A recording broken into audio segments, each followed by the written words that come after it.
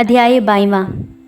ਯਿਸੂ ਉਹਨਾਂ ਨੂੰ ਫਿਰ ਤਮਸੀਲਾਂ ਵਿੱਚ ਆਖਿਆ, ਇਹ ਕਹਿੰਦੇ ਹੋਏ, ਸਵਰਗ ਰਾਜ ਦੀ ਤੁਲਨਾ ਇੱਕ ਰਾਜੇ ਨਾਲ ਕੀਤੀ ਜਾ ਸਕਦੀ ਹੈ, ਜਿਸ ਨੇ ਆਪਣੇ ਪੁੱਤਰ ਦੇ ਵਿਆਹ ਦੀ ਦਾਵਤ ਦਿੱਤੀ ਅਤੇ ਆਪਣੇ ਨੌਕਰਾਂ ਨੂੰ ਸੱਦੇ ਗਏ ਲੋਕਾਂ ਨੂੰ ਵਿਆਹ ਭੋਜ 'ਤੇ ਬੁਲਾਉਣ ਲਈ ਘੱਲਿਆ, ਪਰ ਉਹ ਆਉਣਾ ਨਹੀਂ ਚਾਹੁੰਦੇ ਸਨ।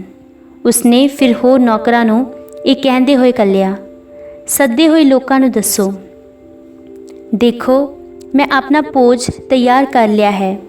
ਮੇਰੇ ਬੋਲਦ ਅਤੇ ਮੋਟੇ ਵਹਿੜ ਕੇ ਕੱਟੇ ਗਏ ਹਨ ਅਤੇ ਸਭ ਕੁਝ ਤਿਆਰ ਹੈ, ਵਿਆਹ ਭੋਜ ਦੇ ਲਈ ਆਓ।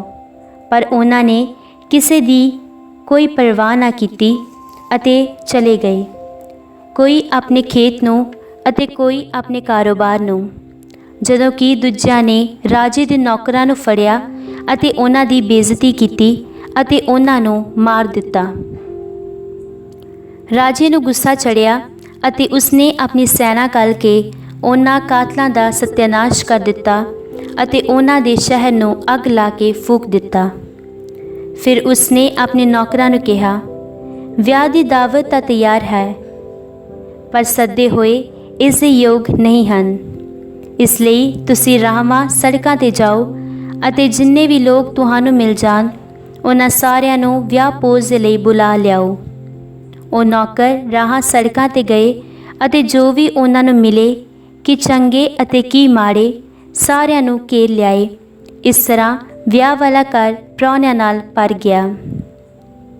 ਪਰ ਜਦੋਂ ਰਾਜਾ ਪ੍ਰਾਹੁਣਿਆਂ ਨੂੰ ਵੇਖਣ ਅੰਦਰ ਆਇਆ ਤਾਂ ਉਸਨੇ ਉੱਥੇ ਇੱਕ ਆਦਮੀ ਵੇਖਿਆ ਜਿਸਨੇ ਵਿਆਹ ਵਾਲੀ ਪੁਸ਼ਾਕ ਪਾਈ ਨਹੀਂ ਸੀ ਹੋਈ ਅਤੇ ਉਸ ਨੂੰ ਕਿਹਾ, ਮਿੱਤਰ, ਵਿਆਹ ਵਾਲੀ ਪੁਸ਼ਾਕ ਪਾਏ ਬਿਨਾਂ ਤੂੰ ਇੱਥੇ ਕਿਸ ਤਰ੍ਹਾਂ ਆ ਵੜਿਆ?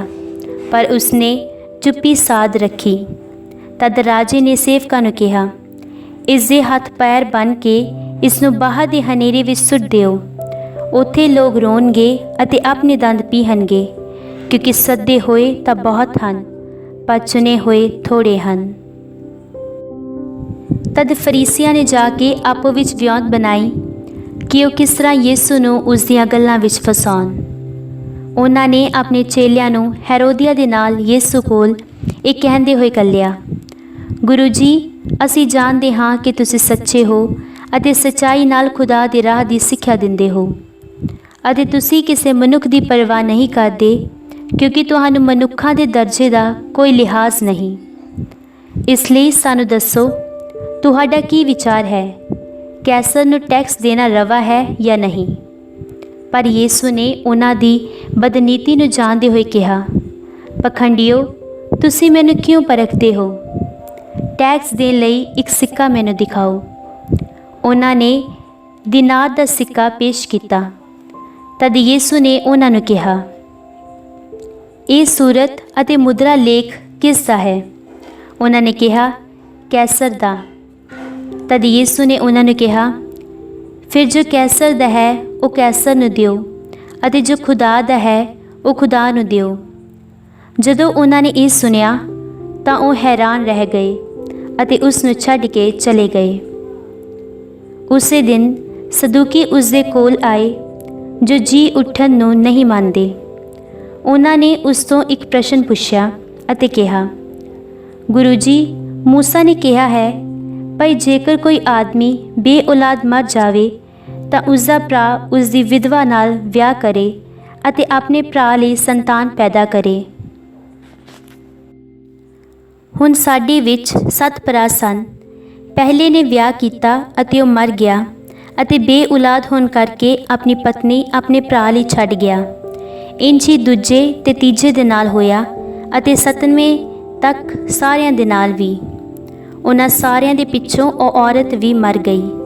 ਇਸ ਲਈ ਕਿਆਮਤ ਦੇ ਸਮੇਂ ਉਹ 7 ਵਿੱਚੋਂ ਕਿਸ ਦੀ ਪਤਨੀ ਹੋਵੇਗੀ, ਕਿਉਂਕਿ ਉਹ ਸਾਰਿਆਂ ਦੀ ਪਤਨੀ ਰਹੀ ਸੀ। ਪਰ ਯਿਸੂ ਨੇ ਉਹਨਾਂ ਨੂੰ ਉੱਤਰ ਦਿੱਤਾ, ਤੁਸੀਂ ਗਲਤ ਹੋ, ਕਿਉਂਕਿ ਤੁਸੀਂ ਨਾ ਤਾਂ ਲਿਖਤਾਂ ਨੂੰ ਜਾਣਦੇ ਹੋ ਅਤੇ ਨਾ ਹੀ ਖੁਦਾ ਦੀ ਕੁਦਰਤ।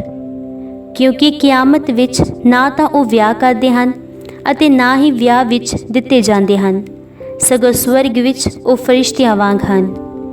ਜਿੱਥੋਂ ਤੱਕ ਮੁਰਦਿਆਂ ਦੇ ਜੀ ਉੱਠਣ ਦਾ ਮਸਲਾ ਹੈ, ਕਿ ਤੁਸੀਂ ਉਹ ਨਹੀਂ ਪੜ੍ਹਿਆ ਜੋ ਖੁਦਾ ਵੱਲੋਂ ਤੁਹਾਨੂੰ ਕਿਹਾ ਗਿਆ ਸੀ, ਮੈਂ ਅਬਰਾਹਮ ਦਾ ਖੁਦਾ, ਇਸਹਾਕ ਦਾ ਖੁਦਾ ਅਤੇ ਯਾਕੂਬ ਦਾ ਖੁਦਾ ਹਾਂ। ਉਹ ਮੁਰਦਿਆਂ ਦਾ ਨਹੀਂ ਸਗੋਂ ਜਿਉਂਦਿਆਂ ਦਾ ਖੁਦਾ ਹੈ। ਜਦੋਂ ਭੀੜ ਨੇ ਇਹ ਸੁਣਿਆ ਤਾਂ ਉਹ ਉਸ ਦੀ ਸਿੱਖਿਆ ਉੱਤੇ ਦੰਗ ਰਹਿ ਗਈ। ਪਰ ਜਦੋਂ ਫਰੀਸੀਆਂ ਨੇ ਇਹ ਸੁਣਿਆ ਕਿ ਯੀਸ਼ੂ ਨੇ ਸਦੂਕਿਆਂ ਨੂੰ ਚੁੱਪ ਕਰਾ ਦਿੱਤਾ ਹੈ ਤਾਂ ਉਹ ਇਕੱਠੇ ਰਲ ਕੇ ਆਏ। ਉਹਨਾਂ ਵਿੱਚੋਂ ਇੱਕ ਸ਼ਰਾਂ ਦੇ ਗਿਆਨੀ ਨੇ ਯੀਸ਼ੂ ਦੀ ਪ੍ਰੀਖਿਆ ਲੈਣ ਲਈ ਉਸ ਤੋਂ ਇੱਕ ਪ੍ਰਸ਼ਨ ਪੁੱਛਿਆ, ਗੁਰੂ ਜੀ, ਵਿਧਾਨ ਦੀ ਸਭ ਤੋਂ ਮਹਾਨ ਆਗਿਆ ਕਿਹੜੀ ਹੈ? ਉਸਨੇ ਕਿਹਾ, ਤੁਸੀਂ ਪ੍ਰਭੂ ਆਪਣੇ ਖੁਦਾ ਨੂੰ ਆਪਣੇ ਸਾਰੇ ਦਿਲ ਅਤੇ ਆਪਣੀ ਸਾਰੀ ਜਾਨ ਅਤੇ ਆਪਣੇ ਸਾਰੇ ਮਨ ਨਾਲ ਪਿਆਰ ਕਰਨਾ। ਇਹ ਹੈ ਸਭ ਤੋਂ ਮਹਾਨ ਅਤੇ ਪਹਿਲੀ ਆਗਿਆ, ਅਤੇ ਦੂਜੀ ਇਸ ਦੇ ਵਾਂਗ ਹੈ, ਤੁਸੀਂ ਆਪਣੇ ਗੁਆਂਢੀ ਨੂੰ ਆਪਣੇ ਵਾਂਗ ਪਿਆਰ ਕਰੋ। ਇਹਨਾਂ ਦੋਵਾਂ ਆਗਿਆਵਾਂ ਤੇ ਵਿਧਾਨ ਅਤੇ ਨਬੀਆਂ ਦੀਆਂ ਸਾਰੀਆਂ ਸਿੱਖਿਆਵਾਂ ਟਿਕੀਆਂ ਹੋਈਆਂ ਹਨ। ਹੁਣ ਜਦੋਂ ਕਿ ਫਰੀਸੀ ਇਕੱਠੇ ਹੋਏ ਸਨ ਤਾਂ ਯੀਸ਼ੂ ਨੇ ਉਹਨਾਂ ਤੋਂ ਇੱਕ ਸਵਾਲ ਪੁੱਛਿਆ, ਇਹ ਕਹਿੰਦੇ ਹੋਏ, ਤੁਸੀਂ ਮਸੀਹ ਦੇ ਬਾਰੇ ਕੀ ਸੋਚਦੇ ਹੋ? ਉਹ ਕਿਸ ਦਾ ਪੁੱਤਰ ਹੈ? ਉਹਨਾਂ ਨੇ ਉਸ ਨੂੰ ਕਿਹਾ, ਦਾਊਦ ਦਾ ਪੁੱਤਰ। ਉਸਨੇ ਉਹਨਾਂ ਨੂੰ ਕਿਹਾ, ਫਿਰ ਇਹ ਕਿਸ ਤਰ੍ਹਾਂ ਹੈ ਕਿ ਦਾਊਦ ਰੂਹ ਦੀ ਪ੍ਰੇਰਨਾ ਨਾਲ ਆਪ ਉਸ ਨੂੰ ਪ੍ਰਭੂ ਆਖਦਾ ਹੈ, ਜਦ ਉਹ ਕਹਿੰਦਾ ਹੈ, ਪ੍ਰਭੂ ਨੇ ਮੇਰੇ ਪ੍ਰਭੂ ਨੂੰ ਆਖਿਆ, ਮੇਰੇ ਸੱਜੇ ਬੈਠ, ਜਦ ਤੱਕ ਮੈਂ ਤੇਰੇ ਦੁਸ਼ਮਣਾਂ ਨੂੰ ਤੇਰੇ ਪੈਰਾਂ ਥੱਲੇ ਨਾ ਕਰ ਦੇਵਾਂ। ਇਸ ਤਰ੍ਹਾਂ ਜੇਕਰ ਦਾਊਦ ਉਸ ਨੂੰ ਪ੍ਰਭੂ ਕਹਿੰਦਾ ਹੈ ਤਾਂ ਉਹ ਉਸ ਦਾ ਪੁੱਤਰ ਕਿਸ ਤਰ੍ਹਾਂ ਹੋਇਆ?